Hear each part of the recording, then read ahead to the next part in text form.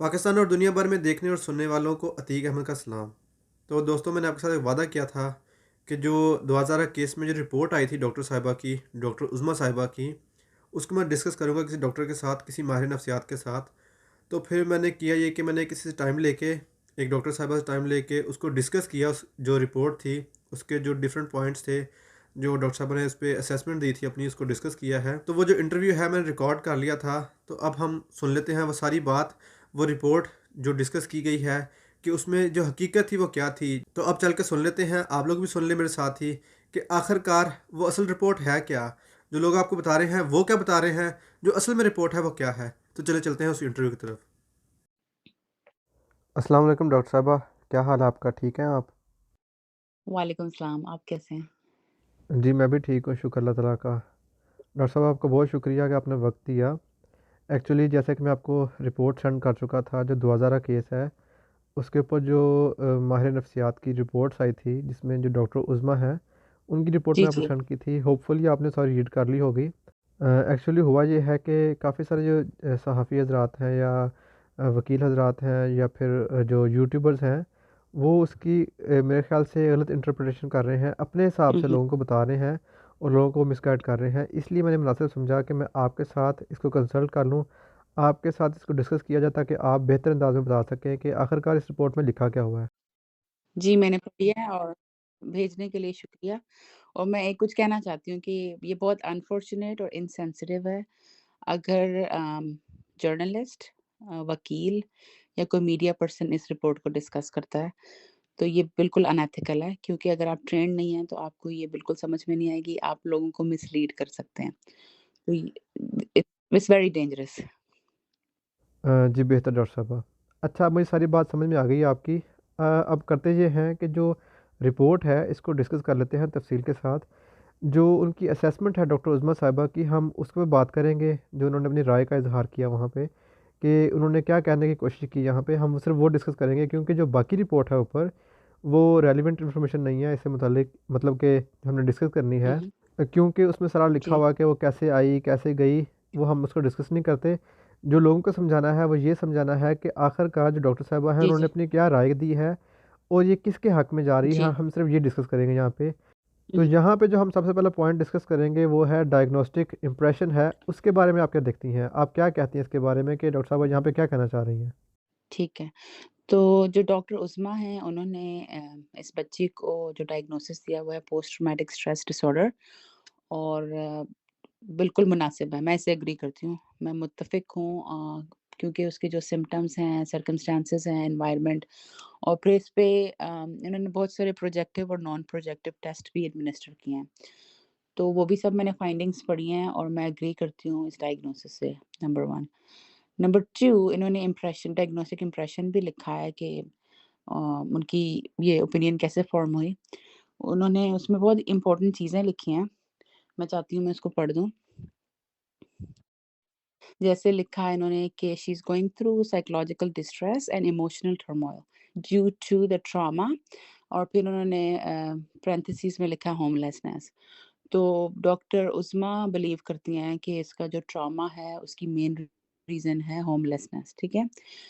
जैसे आपको सबको पता है कि अभी वो किसी घर में नहीं है, वो एक शेल्टर में है। शेल्टर के माहौल माहौल में और घर के माहौल में बहुत डिफरेंस हो सकता है। और आई डोंट नो कि वहाँ पे if she is allowed to go out, और ओपन एयर में वो जाने की अपॉर्च्युनिटीज़ हैं उसके लिए या नहीं है। तो इट्स अंडरस्टैंडेबल कि उन्होंने ये क्यों लिखा है। इसके साथ ही इन्होंने एक और वर्ड लिखा है, सेंटेंस लिखा है जिसमें वो कह रही हैं कि मे और may not due to her own will environmental circumstances.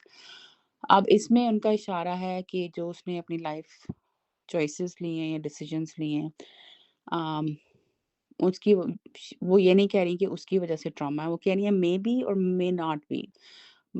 हो सकता है कि हो सकता है ना हो। लेकिन होमलेसनेस के बारे में वो श्योर हैं कि जिसकी वजह से जो मेन ट्रॉमा की कॉज़ है वो ये है। तो मेरी तो ये इंटरप्रिटेशन है डायग्नोस्टिक इम्प्रेशन की, एंड आई होप कि डॉक्टर उस्मा एग्री करेंगी, तो मैं उसको पढ़ रही हूँ। अच्छा, ठीक है डॉक्टर साहबा। अच्छा, नीचे एक और पैराग्राफ है, वहाँ पे लिखा हुआ है कि Prior history and psychological assessment results are also indicating unspecified depressive हाँ, disorder and mixed feature. इसके बारे में आपका क्या ख्याल है? क्या कहना चाह रही हैं यहाँ पे? जी, जी। तो जब हम मेन डायग्नोसिस करते हैं तो उसके साथ कुछ डिफरेंशियल डायग्नोसिस एक टर्मिनोलॉजी यूज़ होती है साइकोलॉजी में कि कभी-कभी आप पीटीएसडी के भी सारे सिम्पटम्स एग्ज़िबिट कर रहे होते हैं और दूसरे डिसऑर्डर्स के भी। तो वो ये कह रही हैं कि जो उन्होंने साइकोलॉजिकल असेसमेंट की है, उसमें अनस्पेसिफाइड डिप्रेशन जो है वो भी है। जो अनस्पेसिफाइड डिप्रेशन है ये डीएसएम-4 की टर्मिनोलॉजी है। डीएसएम है diagnostic and statistical manual for psychological disorders. जो अब डीएसएम-5 है ये अपडेट हो गया है, उसमें इसका नाम कुछ और है। एनीवेज़ बस बताने का मकसद ये है कि उसके अंदर डिप्रेशन के साइन्स भी हैं। अच्छा, साथ ही देखिए नीचे लिखा हुआ है प्रोग्नोसिस। अब इसका क्या मतलब है? साइकोलॉजिकल ये क्या टर्म है? ये किस लिए इस्तेमाल किया गया है? इसके बारे में बताएँ हुँ, कुछ। हुँ। ठीक है। प्रोग्नोसिस ये होता है कि उसकी रिकवरी के चांसेस, ठीक है? किसी भी किसी इंसान को जब कोई डायग्नोसिस दिया जाता है तो उसको उसको प्रोग्नोसिस भी दिया जाता है कि प्रोग्नोसिस फ़ेवरेबल है या फ़ेवरेबल नहीं है। अ, होपफुल है होना चाहिए या नहीं होना चाहिए। तो इसमें उन्होंने लिखा है कि दुआ जो है वो इंटेलेक्चुअली बहुत एडवांस्ड है, बहुत यानी कि बहुत इंटेलिजेंट है और जिसकी वजह से उनको यकीन है कि ये ठीक हो जाएगी, ठीक है? और उसका जो प्रोग्नोसिस है वो गुड प्रोग्नोसिस है। होप है कि शी विल बी बेटर लेकिन उसके साथ वो सजेशन दे रही हैं कि मेडिकेशन होनी चाहिए, साइकोथेरेपी होनी चाहिए और सपोर्टिव फैसिलिटी या एनवायरनमेंट भी होना चाहिए, ठीक है? ये उन्होंने रिकमेंडेशन भी दी है। अच्छा ठीक है, अब हमने डिस्कस कर लिया है जो डायग्नोस्टिक इम्प्रेशन था उसको डिस्कस कर लिया जी, है। जी। अब हम चलते हैं जो साइकोलॉजिकल एवोल्यूशन है उसके ऊपर कुछ बात कर लेते हैं। Excuse me. आप इसके बारे में कुछ बताएँ? साइकोलॉजिकल इवैल्यूएशन इसमें इन्होंने कुछ प्रोजेक्टिव टेस्ट होते हैं, कुछ नॉन प्रोजेक्टिव टेस्ट होते हैं। अगर हम इनको डिटेल से डिस्कस करेंगे तो बहुत लंबी डिस्कशन है, ठीक है? तो let's just summarise it if you agree. इसको हम समराइज़ कर देते हैं, ठीक है? जो साइकोलॉजिस्ट होते हैं या पीएचडी इन साइकोलॉजी लोग हैं या अम, दूसरे टाइप के थेरेपिस्ट हैं, वो ट्रेन होते हैं कुछ साइकोलॉजिकल टेस्ट्स के ऊपर, ठीक है? और या फिर साइकोमेट्रिक्स भी होते हैं कुछ टेस्ट। उनके ऊपर ये लोग ट्रेन्ड होते हैं, उनकी जो इंटरप्रिटेशन है, जैसे ड्राइंग कराई जाती है बच्चों से, एक इंक ब्लॉक टेस्ट है, रोशा इंक ब्लॉक टेस्ट है, हाउस ट्री है, इन्होंने यूज़ किए हैं वो सारे टेस्ट, ठीक है? इन सब टेस्ट की अपनी वैलिडिटी है, अपनी रिलायबिलिटी है। वो बहुत कॉम्प्लेक्स टॉपिक हो जाएगा आम लोगों के लिए, तो अगर कोई पढ़ना चाहे तो आप गूगल में लिखें और आपको आ जाएगा you will be able to find information on this. तो उसमें उन्होंने she is actually able to get information about her childhood. ये जो टेस्ट उन्होंने उसके ऊपर एडमिनिस्टर किए हैं बच्ची के ऊपर, उससे उसकी पर्सनैलिटी के बारे में भी कुछ इन्फॉर्मेशन आई है, ठीक है? जिसमें जो कि बिल्कुल अंडरस्टैंडेबल है। थोड़ी अम, 1 मिनट मैं इसको पढ़ती हूँ नीचे से, जहाँ पे लिखा हुआ है एंग्ज़ायटीज़, यहाँ से पढ़ लें? 1 मिनट। इसके ऊपर ना जो आपने मुझे भेजा है, इसके ऊपर स्क्रीनशॉट के ऊपर आई थिंक वो है कुछ आइकन बना हुआ है तो हाँ जी, ये बना हुआ है। आप एक काम करें, आप एक जो पेज है 1 बैक जाएँ। नेक्स्ट है? हाँ, नहीं, हाँ, बैक पे हाँ, प्रीवियस हाँ, सुपर ईगो ठीक है समझ आया। अच्छा, जो पैराग्राफ मेरे सामने आ रहा है यहाँ पे लिखा हुआ है anxieties appear in the form of being hurt, being injured physically and fear of being sexually assault और बीइंग जी, अटैक्ड। जी। अच्छा, अब इसके बारे में बताएं, आप क्या देख रही हैं? उन्होंने यहाँ पे क्यों लिखा है इसको? हुँ, हुँ, डॉक्टर साहबा है, उन्होंने यहाँ पे क्या कहना हुँ, चाह रही हैं? क्योंकि कुछ सहाफ़ी हज़रात और कुछ जो यूट्यूबर्स हैं वो इसको इस तरह से बता रहे हैं कि शायद वो जो बच्ची है उसको सेक्सुअली असॉल्ट होने का खतरा है अपने शौहर से, जो ज़हीर, नहीं, मैं नहीं, ज़हीर की बात कर रहा हूँ यहाँ नहीं, पे। नहीं, देखिए लेकिन आपका क्या इसमें कहना है इसके बारे में? आप क्या देखती हैं कि यहाँ पे ये क्यों लिखा गया है? ये किस मतलब हुँ, हुँ। इशारा हो रहा है यहाँ पे? ये आउट ऑफ कॉन्टेक्स्ट पढ़ने में बहुत प्रॉब्लम हो जाएगी इसको। जो इस रिपोर्ट को पढ़े वो पूरा पढ़े और किसी की हेल्प से पढ़े क्योंकि जो प्रोजेक्टिव और नॉन प्रोजेक्टिव टेस्ट हैं उनको इंटरप्रेट करना बहुत मुश्किल है, ठीक है? और अगर 2 साइकोलॉजिस्ट एक ही टेस्ट पे ट्रेन हों, एक ही तरीके से वो इस टेस्ट को इंटरप्रेट डिफरेंट तरीके से कर सकते हैं, ठीक है? क्योंकि इसकी नेचर ही ऐसी है। इट्स नॉट कि आपका एक राइट आंसर आ गया और उसका एक आपको मार्क मिल गया। ये एक आपकी जो देखने वाला है उसके ऊपर डिपेंड करता है कि वो उसकी क्या इंटरप्रिटेशन करता है, ठीक है? तो इसमें जिसमें ये आप कह रहे हैं anxieties appear in the form of being hurt, ये जिस पैराग्राफ में उन्होंने लिखा है, उस पैराग्राफ ज़िक्र कर रही हैं she perceives the environment as insecure जिस एनवायरनमेंट में वो करंटली है, ठीक है?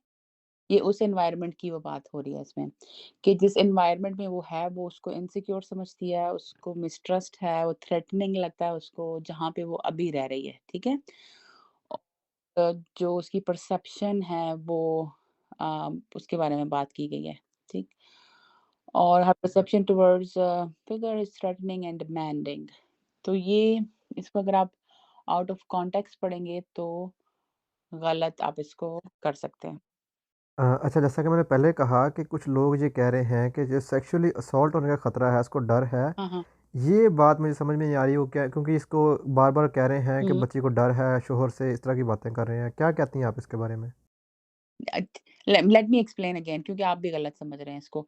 ये ये सब्जेक्टिव स्टेटमेंट है। सब्जेक्टिव स्टेटमेंट मतलब ये है कि जो लिख रहा है स्टेटमेंट यानी कि जो साइकोलॉजिस्ट है, ठीक है?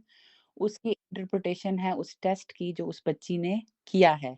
ये उस बच्ची की स्टेटमेंट नहीं है, ठीक है? समझ आ रही है आपको? This is not said by that girl ये उसने नहीं कहा कि उसको सेक्सुअली असॉल्ट होने का या अटैक होने का डर है। ये उसने नहीं कहा, ये उसके वर्ड्स नहीं हैं। ये साइकोलॉजिस्ट की इंटरप्रिटेशन है बेस्ड ऑन द ड्राइंग जो उसने प्रोजेक्टिव टेस्ट किया है। उसकी बेस पे उन्होंने मैनुअल से पढ़ के लिखा है कि इसका मतलब ये होगा, ठीक है? ये उस बच्ची की स्टेटमेंट नहीं है, ठीक है? ये उस बच्ची के अल्फाज़ नहीं हैं। ये उस टेस्ट की इंटरप्रिटेशन है मोस्ट लाइकली जिस मैनुअल से इसको कंसल्ट किया गया है, उसकी लैंग्वेज यहाँ पे लिखी गई है। अच्छा, आगे भी लिखा हुआ है कि she use the defence mechanism of repression. ये भी बता दें कहाँ उसमें है? आप। हाँ, she uses a defence mechanism of repression ठीक है, रिप्रेस करना, सोच को दबाना, डिनायल कि ऐसा हुआ ही नहीं, डिनायल में रहना रैशनलाइज़ेशन हर बात के लिए आप कोई तावील दें कि ये इस वजह से हुआ, रैशनलाइज़ करना, क्यों हुआ, उसकी कोई रीज़न देना। प्रोजेक्शन दूसरों पे प्रोजेक्ट करना कि दूसरे लोग की वजह से हुआ या वो भी ऐसे हैं या फैंटेसी में रहना। ये ईगो डिफेंस मैकेनिज़म्स हैं। ये भी मैं अगेन कह रही हूँ इसके लिए ना 1 घंटा भी इनफ नहीं है इसको एक्सप्लेन करने के लिए। तो अगर आपके जो व्यूअर्स हैं वो चाहते हैं तो वो गूगल में लिखें ईगो डिफेंस मैकेनिज़म्स। अगर डॉक्टर साहब आप मुख्तसर बता सकें, यहाँ पे क्या कहना चाह रही हैं वो? मुख्तसर इस तरह है कि वो अपने आप जैसे इंसान जब किसी ट्रॉमा से गुज़रता है, ठीक है? तो जो ह्यूमन बीइंग का ब्रेन है या ईगो है, वो उसको प्रोटेक्ट करने के लिए डिफरेंट बहाने ढूँढती है बेसिकली, ठीक है? तो वो ये कह रही हैं कि ये वाले बहाने यूज़ कर रही है। बहाने it's not faking, it's like natural mechanism, ego mechanism है, नेचुरल है, ऑटोमैटिक है, सबका डिफरेंट होता है। जैसे अगर कोई लोग ट्रबल में आएँ तो झूठ बोलते हैं, कुछ लोग ट्रबल में आएँ तो डिनायल में चले जाते हैं, कुछ मतलब डिफरेंट तरीके से रिएक्ट करते हैं। तो वो ये बता रही हैं कि ये बच्ची जो है, इसके ईगो डिफेंस मैकेनिज़म्स हैं, repression, denial, realisation, projection and fantasy. मतलब जो मैं ठीक समझा है? हूँ, वो ये समझा हूँ हाँ, कि जो आप हाँ। बात कर रही हैं कि डॉक्टर साहब ने जो लिखा है, तो इसके मुताबिक जो बच्ची है वो डर रही है। हुँ, अब हुँ। इसको स्पेसिफ़ाई नहीं किया जा सकता कि वो अपने शौहर से डर रही है हाँ। या आने वाले वक़्त से डर रही है कि खुदा ना ख़ास्ता उसके जो वालिदैन हैं उसके पास चली जाए तो शादी कर दें कहीं और, तो वहाँ पे सेक्सुअली असॉल्ट हो। क्या मैं सही समझा उस बात को? ये मैं यही कह रही हूँ ना, यही मैं समझाने की कोशिश कर रही हूँ कि अगर आप ये कहें कि ये वो सोच रही है, तो नोबडी कैन टेल कि वो ये सोच रही है, ठीक है? ये ना की स्टेटमेंट है, ये उसने खुद से नहीं कब बोला, ये इंटरप्रिटेशन है किसी टेस्ट की और किसी मैनुअल से कंसल्ट करके लिखी गई है, ठीक है? मैनुअल होता है जिसमें एक्सप्लेन किया होता है कि ये टेस्ट क्या है, ठीक है? तो और ये एक बच्ची की स्टेटमेंट नहीं है ये, नंबर 1 इसको बहुत क्लियर होना चाहिए। नंबर 2 ये टेस्ट की इंटरप्रिटेशन है, ठीक है? It may be, may not be, ठीक है? और उसमें ये भी क्लियर नहीं है कि वो फ्यूचर के लिए डर रही है, प्रेज़ेंट के लिए डर रही है या पास्ट से डर रही है, ये भी क्लियर नहीं है, ठीक है? तो उसके लिए उसका इंटरव्यू होना चाहिए उस लड़की का विद स्पेसिफिक क्वेश्चंस। तो इसको इंटरव्यू ऐसे नहीं करना चाहिए जैसे आप बता रहे हैं, नहीं करना चाहिए ऐसे। मैं नेक्स्ट लाइन पढ़ देती हूँ, उसमें लिखा हुआ है she perceives the environment as insecure कि उसको एनवायरनमेंट जो है वो इनसिक्योर लगता है, उसको परसेप्शन है उसकी। रियलिटी है या नहीं है, ये वी डोंट नो। मिसट्रस्ट है उसको और उस थ्रेटनिंग लगता है, ठीक है? तो ये काफ़ी सीरियस बात है कि वो जिस एनवायरनमेंट में है वो उसको सेफ कंसिडर नहीं करती। अब ये अगेन मैं बार-बार कह रही हूँ कि ये जो साइकोलॉजिस्ट हैं उनकी इंटरप्रिटेशन है, ठीक है? ये बच्ची के अल्फाज़ नहीं हैं। तो इसको प्लीज़ आप इम्पोर्टेंस दें। और फिर उन्होंने लिखा her perception towards adult figures mother father figure specially is supportive. वो समझती है कि जो मदर फादर की एज के लोग हैं या उन जैसे लगते हैं वो लोग सपोर्टिव हैं। और उसको उसकी perception towards contemporary figures people जो उसकी अपनी एज के हैं सेम एज फिगर वो उसको थ्रेटनिंग लगते हैं या डिमांडिंग लगते हैं, ठीक है? अच्छा, ये जो आपने बात पढ़ी है, अब इसमें तज़ाद है, क्योंकि ऊपर जो बच्ची ने बयान दिया है, चलें ये तो हुँ, उनकी अपनी अज़म्पशन है या उनकी असेसमेंट है इसके ऊपर। तो हुँ, ऊपर जो बच्ची कह रही है वो ये लिख रही है कि मुझे ज़हीर के पास रहना है, और अगर मेरे पेरेंट्स मुझे उसके साथ कबूल करते हैं तो मैंने उसी के साथ रहना हुँ, है, हुँ, और वो साथ में कह रही है मुझे ख्वाब हुँ। दिखाए थे कि मैं दुबई जाऊँगा, इस तरह की बातें कर रही हैं। चलिए हम उसको पढ़ लेते हैं। पता है क्या हम क्या करते हैं, हम कन्फ्यूज़न को ख़त्म करने के लिए हाँ, एग्ज़ैक्टली वर्ड्स पढ़ते हैं ताकि इसकी जो इंटरप्रिटेशन है वो करेक्ट की जाए, ठीक है? मुझे पेज नंबर बताइए मैं ओपन कर लेती हूँ यहाँ पे। जो स्टार्टिंग के कुछ पेजेस है ना, उसी में है। आप हुँ। मतलब कि मेरे ख्याल तीसरा चौथा पेज है, वहाँ जाएँ आप देखें, नज़र आता है तो। चलिए हम इसको ना एक्चुअली हम इसको पढ़ देते हैं, ठीक है? पढ़ देते हैं और फिर पढ़ने के बाद इंटरप्रेट कर लेते हैं ताकि ये ही सेड और शी सेड सिचुएशन ना हो। इसमें उन्होंने लिखा हुआ है कि regarding I am reading from the report, ठीक है? हम reading from doctor report. Regarding her present situation she reported that there is no life at shelter home. ठीक है, ये तो सारे एग्री कर रहे हैं। I think everybody on this planet would agree कि वहाँ पे शायद फैसिलिटी है, माहौल जैसा भी है, तो वो घर जैसा तो माहौल नहीं है, ठीक है? तो वो ये कह रही है कि मुझे बिल्कुल पसंद नहीं है, यहाँ पे कोई लाइफ नहीं है, ठीक है? I agree to that. फिर अब ये जो है ना, ये बात जो कर रही हैं डॉक्टर उस्मा, ये उस लड़की बता रही हैं कि उस लड़की ने मुझे बताया, ठीक है? पहले वो उनकी इंटरप्रिटेशन थी, ठीक है?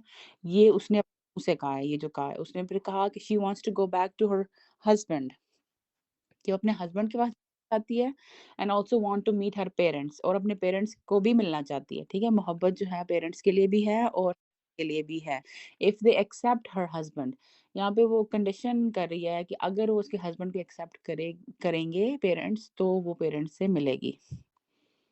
तो मैं यही बात कर रहा था ना कि देखें, यहाँ पे तज़ाद है, कॉन्ट्रडिक्शन आ गई है कि वो वहाँ ये लिख रही हैं डॉक्टर साहबा कि जो अडल्ट फिगर्स हैं, मदर एंड फादर, मतलब इस टाइप के जो हैं लोग, वो सपोर्टिव हैं। हुँ, हुँ। तो अब यहाँ पे ये बच्ची ये भी लिख रही है, तो इसको क्यों नहीं उन्होंने कंसिडर किया? ये बात करने का मकसद था।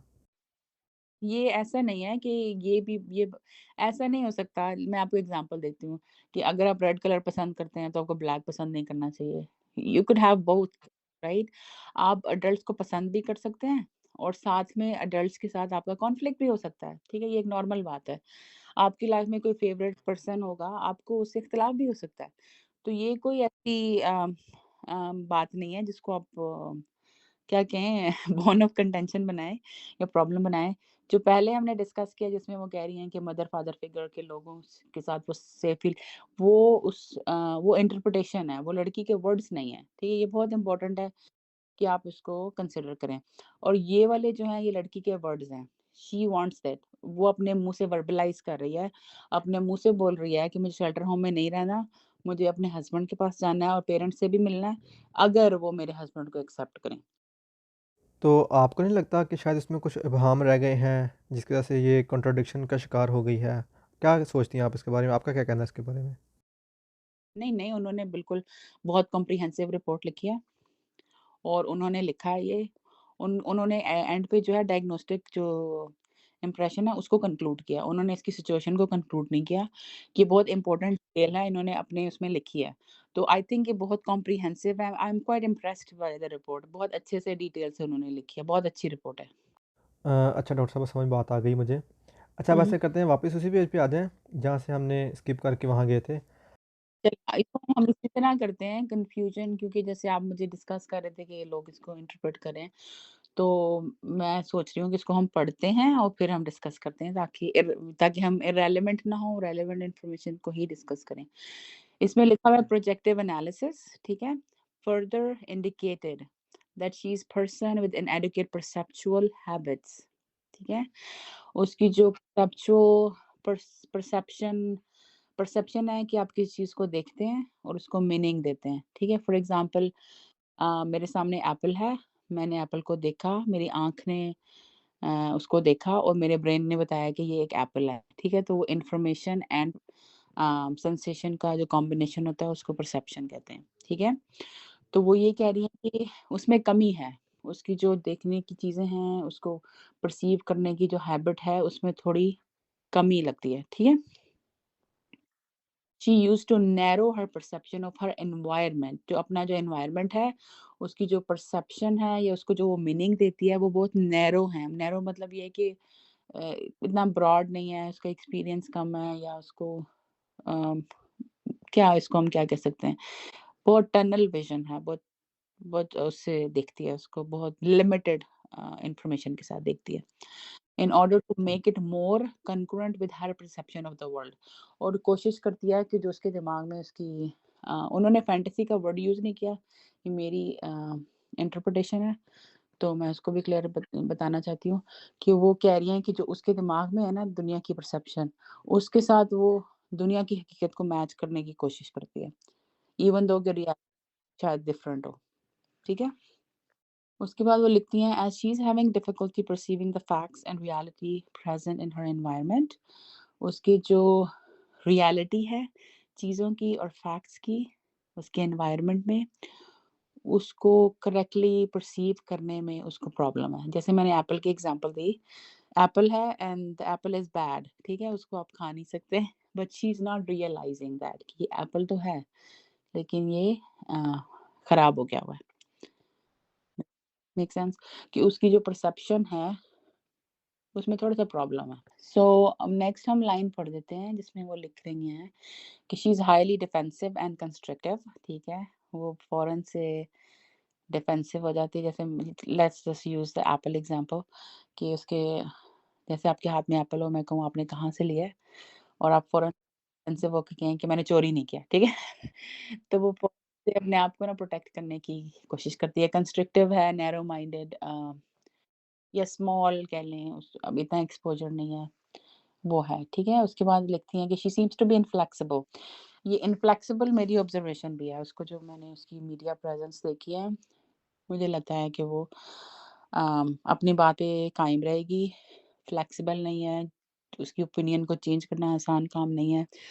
वो जो सोच लेती है वो करेगी, ठीक है? और ये अभी हमने देखा भी है कि उसने कितने मुश्किल हालात देखे हैं, उसकी स्टेटमेंट चेंज नहीं हो रही। तो शी इज़ वेरी इन्फ्लेक्सिबल, ठीक है? um, and has difficulty to adjusting to change और वो जो चेंज एनवायरनमेंट है उसमें उसको मुश्किल होती है एडजस्ट होने में। उसके बाद उन्होंने जो एक सेंटेंस लिखा है और मैं चाहती हूँ कि लोग इस सेंटेंस की बेसिस पे उस बच्ची को जज नहीं करें, तभी मैं बताऊँगी इसको। आई एम वरीड कि पीपल माइट थिंक कि कुछ गलत लिखा गया है उसके बारे में, but it's pretty normal thing and I will try explain कि इसको कोई लोग कंट्रोवर्शियल ना बनाएँ, ठीक है? तो लिखा है she is governed bye her inner needs, ठीक है? जो उसकी अंदर की नीड्स हैं। अम, अब इसको ये नीड्स कोई भी नीड्स हो सकती हैं, ठीक है? इंटेलेक्चुअल नीड्स हो सकती हैं, फिज़िकल नीड्स हो सकती हैं, खाने-पीने की anything which comes from her inside and urges जो उसकी ख्वाहिशें हैं, उसकी जो अपनी ख्वाहिश है उसके लिए बहुत इम्पोर्टेंट है, ठीक? I don't वांना use the word selfish but उस टाइप का इम्प्रेशन देने की कोशिश की है अ, राइटर ने यहाँ पे, ठीक है?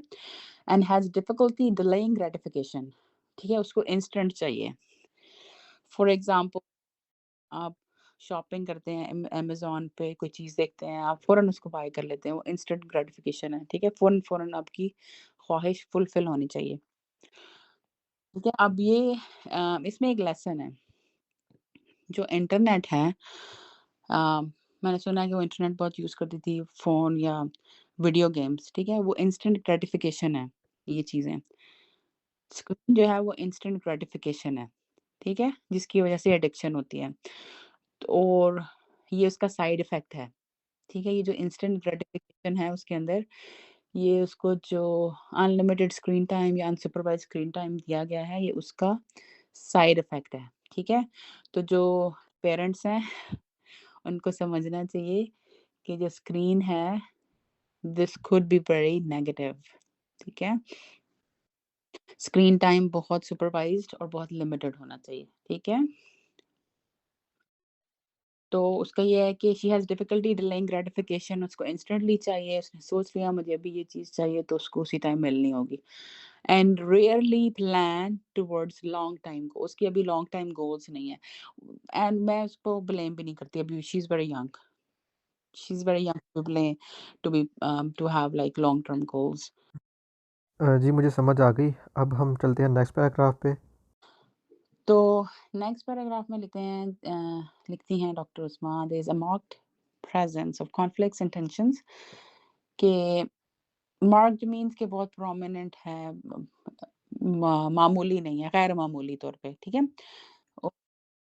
कॉन्फ्लिक्ट होता है तसादम और टेंशन, ठीक है? ये हम देख भी रहे हैं उसके बिहेवियर में, उसके जो मीडिया प्रेज़ेंस है उसमें भी देख रहे हैं, ठीक है? अ, कि टेंशन्स हैं उसके कॉन्फ्लिक्ट्स हैं उसकी the way she grow up और जो वो करना चाहती है, दोनों में तज़ाद है, ठीक है? या उसकी सिचुएशन और उसके जो एक्ट्स हैं उसमें भी तज़ाद है, ठीक? फिर लिखा गया है she perceives herself as surrounded by threatening persons and unable to reconcile herself with her environment. ये बहुत डेंजरस चीज़ है।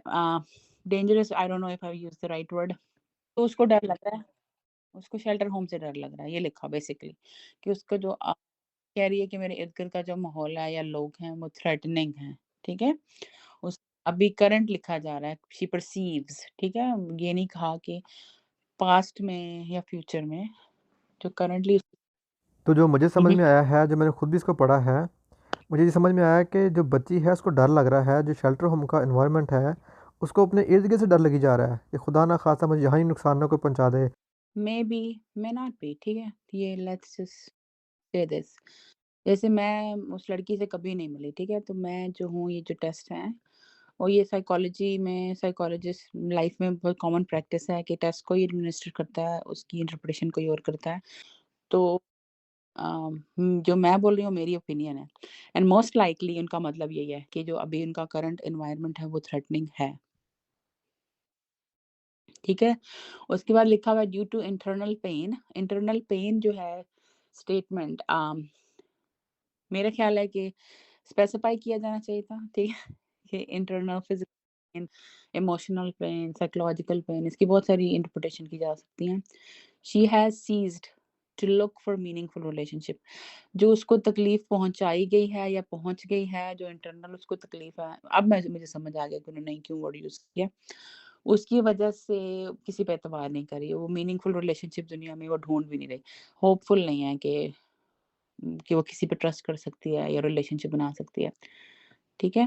सजेस्टिंग इमोशनल इम्पॉवरिशमेंट ठीक है? That could result in irritating emotional expression कि इन सारी क्योंकि उसके साथ जो कुछ हुआ वो बहुत पेनफुल है। जिसकी वजह से वो डीपली अफ़ेक्टेड है, ठीक है? और उसकी वजह से उसकी इमोशनल हेल्थ पे फ़र्क पड़ा है। और इसका नतीजा ये हो सकता है कि वो जो इमोशनल एक्सप्रेशन है वो बहुत इरिटेटिंग हों। इरिटेटिंग मतलब ये है कि जैसे बहुत खुशी की बात हो and she is not able to give that expression of joy. फिर उन्होंने लिखा moreover she has introspective tendencies, ठीक है? इंट्रोस्पेक्टिव टेंडेंसीज़ इसके बारे में अम, मेरी जो पर्सनल जो स्पेशलाइज़ेशन है वो है चाइल्डहुड ट्रॉमा, ठीक है? उसमें एक बहुत ज़्यादा इंटरेस्टिंग बात जो है उसमें यही बताई गई है। मतलब ये रिसर्च के साथ प्रूवन है कि जो लोग ट्रॉमा से गुज़रते हैं, ठीक है? जिनको ज़िंदगी में बहुत मुश्किल वक़्त आता है, जो कि अभी इस बच्ची के ऊपर है, कि वो एक्सपीरियंस करते हैं, तो उनके अंदर चीज़ों को प्रिडिक्ट करने की इंट्रोस्पेक्शन या उसको एग्ज़ामिन करने की टेंडेंसी बढ़ जाती है, ठीक है?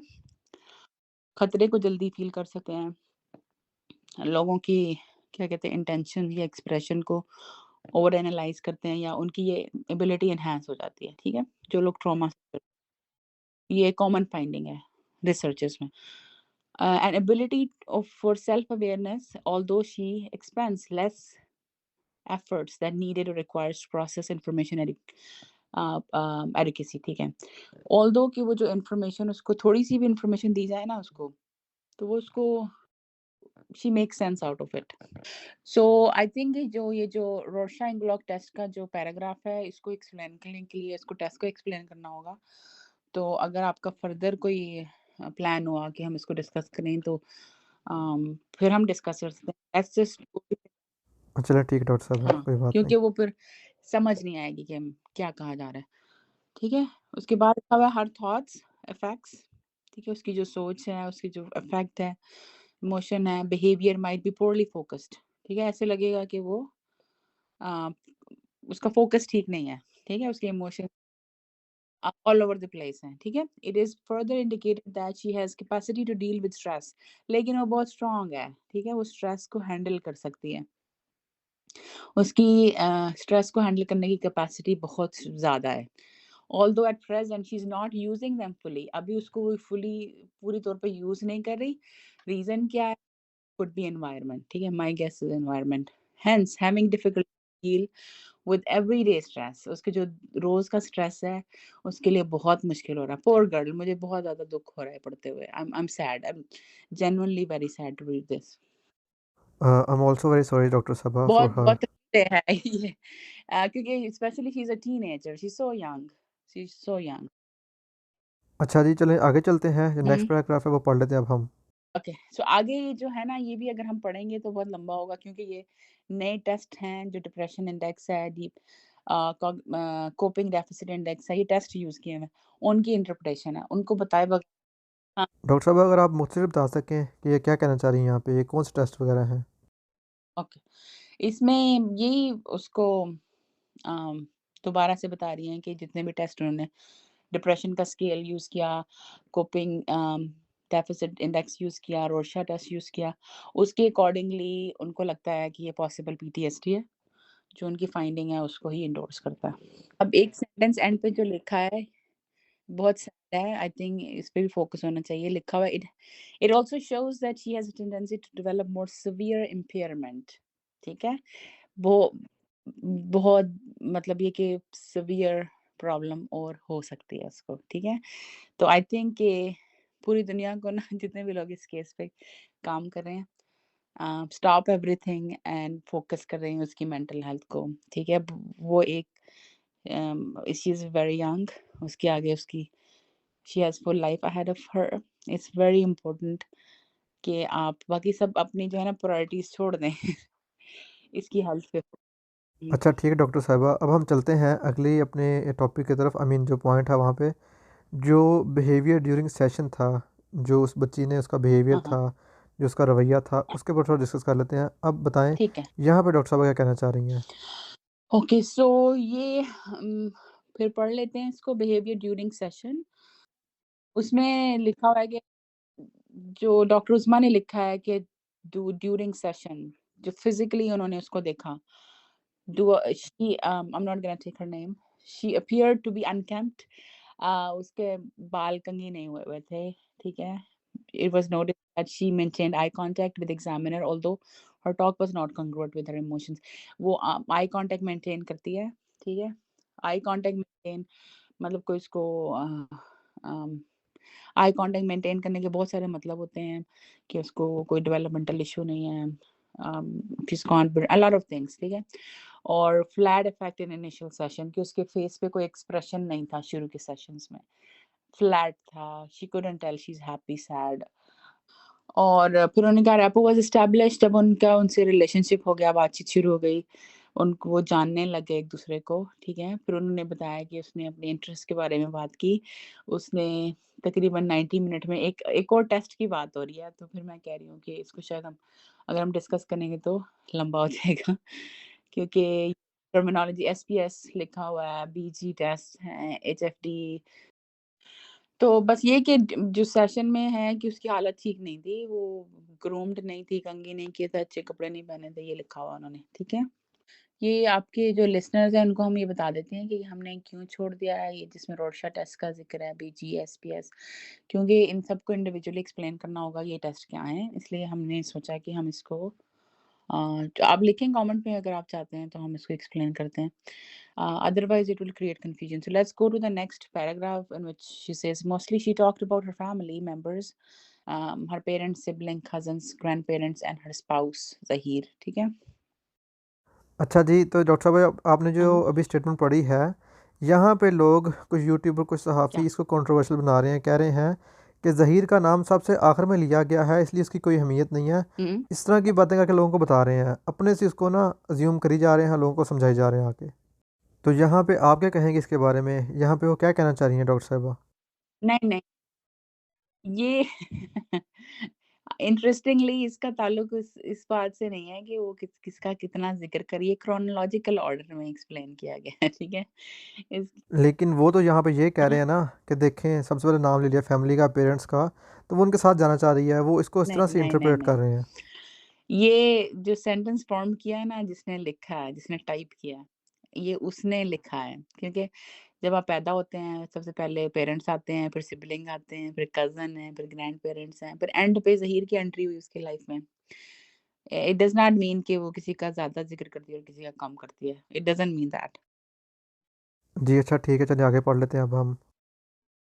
She also talked about her experience at shelter home, she showed her concerns and fears regarding her future.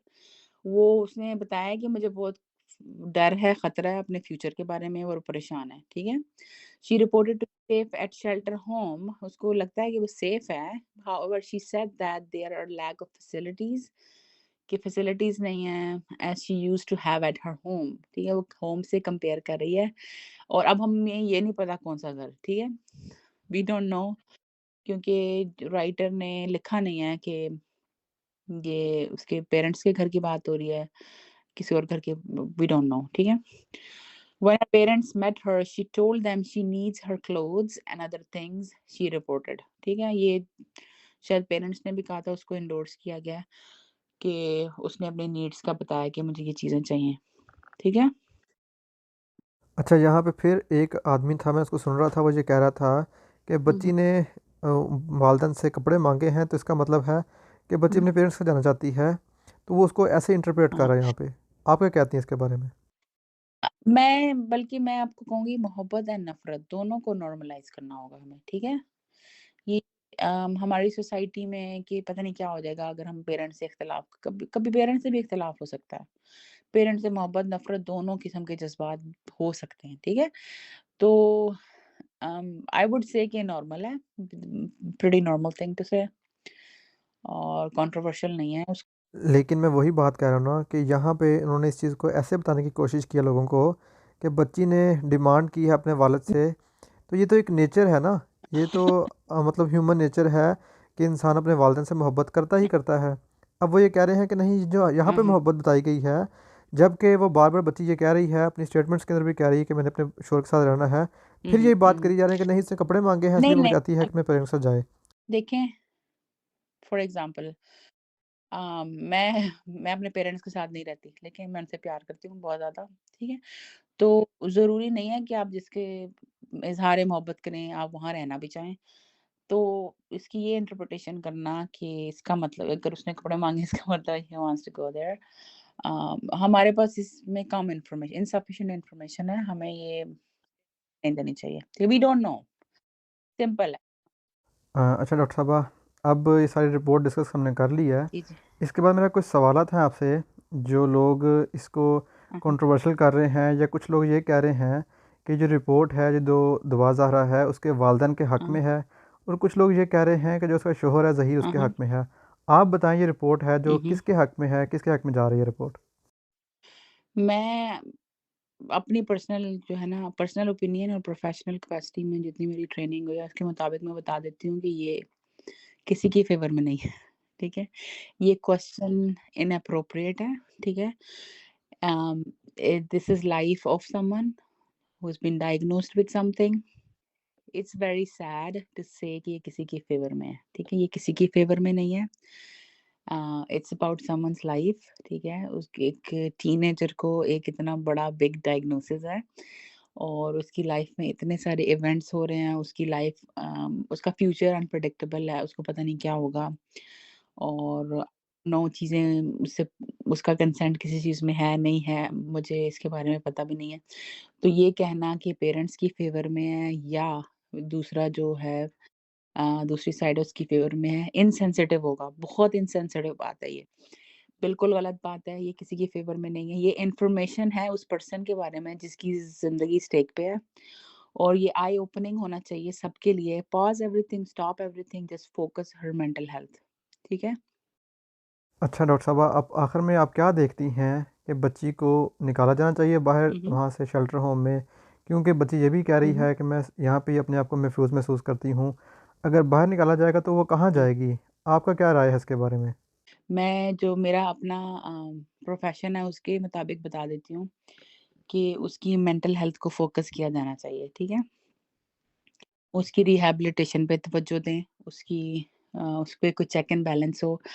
अब मैं जो चाहूँगी आई डोंट नो वो मुनासिब है कहना या नहीं। मेरा मेरा पर्सनल ख़्याल है कि उसको जहाँ पे वो रह रही है उसको वहाँ से निकालना चाहिए, ठीक है? आई डोंट नो कि उसको कहाँ मूव करना चाहिए। उसका जवाब लेकिन मसला ये है हुँ, ना कि वो ये भी कह रही है कि मैं महफूज नहीं हूँ, मुझे शायद मेरे वालिदैन मार देंगे, तो फिर अब? मैं किसी को कस्टडी देना does not make sense at this time to me personally, ठीक है? क्योंकि ये दोनों वी कैन मतलब 100% ये आपको जैसे अभी अभी जो कस्टडी है उस बच्ची की वो पेरेंट्स के पास नहीं है। अभी उसकी जो कस्टडी है वो कोर्ट के पास है या चाइल्ड प्रोटेक्शन के पास। चाइल्ड प्रोटेक्शन के पास डायरेक्टली नहीं, डायरेक्टली कोर्ट के पास है। तो कोर्ट को रिस्पॉन्सिबिलिटी है कि वो श्योरिटी दे के शी विल बी सेफ कि वन जहाँ पे भी उसको भेजा जाएगा, वहाँ पे उसकी जान उसको कुछ कर नहीं दिया जाएगा, ठीक है? वेदर इट्स हाउस ए और हाउस बी, ठीक है? तो ये एक लीगल एस्पेक्ट है, इस पे मेरी विश करने से कोई फ़र्क नहीं पड़ेगा। आई विश कि उसको जहाँ पे वो करंटली रह रही है, उसकी इम्प्रूवमेंट हो वहाँ पे। या अच्छा डॉक्टर साहब, आपने वक़्त दिया, बहुत शुक्रिया आपका कि हाँ, हाँ। आपने सारी बात को एक्सप्लेन किया, आपने रिपोर्ट को बताया। होपफुली हुँ, हुँ। अब लोगों को समझ में आ जाएगी कि रिपोर्ट में आखिरकार लिखा क्या हुआ है। और अगर मुझे दोबारा में हुँ, ज़रूरत हुँ। महसूस हुई तो मैं फिर आपसे कॉन्टैक्ट करूँगा, तो होपफुली आप हमारी फिर से हेल्प कर देंगी, हमें एक्सप्लेन कर देंगी चीज़ें। एनी टाइम आप पूछ सकते हैं, आप मतलब आज के बाद भी आप मुझे कॉल कर सकते हैं if you have any questions. और बहुत शुक्रिया आपका, और इसी के साथ अल्लाह हाफ़िज़। अल्लाह हाफ़िज़।